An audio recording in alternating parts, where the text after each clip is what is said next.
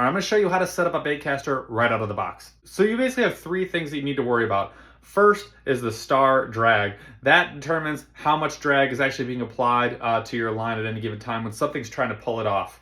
Two is your spool tension. That's how much tension is actually on the spool. And then three, when you actually cast, you get your braking system. So what is controlling the speed at which the line is actually able to fly off your line. So first thing I do is set my star drag. So I'm gonna turn that to the left, basically this way.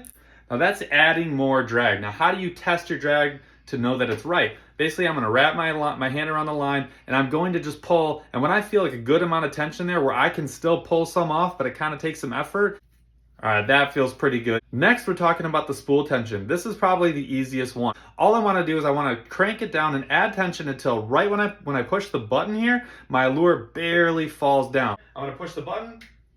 You saw that went pretty fast. So I'm gonna turn that to the right, maybe a full turn, push the button. That felt pretty good. Now, as you get more skilled, you can loosen that up a little bit, but when you're first getting started with a baitcaster or you're first tuning one in, that's probably what it should look like. Last is your braking system. There are three kinds of braking systems that you're probably gonna run into. This one is the Okuma Hakai, and you can see there's a little knob system here. These usually go to 10, so I'm gonna go ahead and turn my dial to like a 5.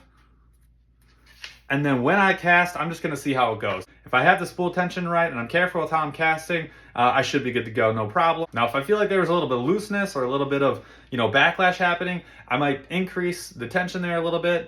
So go up to like a 7 or an 8, or if I didn't cast as far as I wanted, I can go down a little bit. And sometimes you'll see no adjustment at all. That means you got magnets inside of here that you actually need to mess with yourself. You're gonna pop off your side plate just like so, and then you can see these magnets. And if I want to have a magnet on, I want that dial pointed on. If I want to loosen it and have it be a little more loose so I can cast further, I just take one of those little tabs, press down, and now that one's off. So like 3 on, 3 off is where I would start, and then you can increase or decrease as needed. And that's how you set up a baitcaster.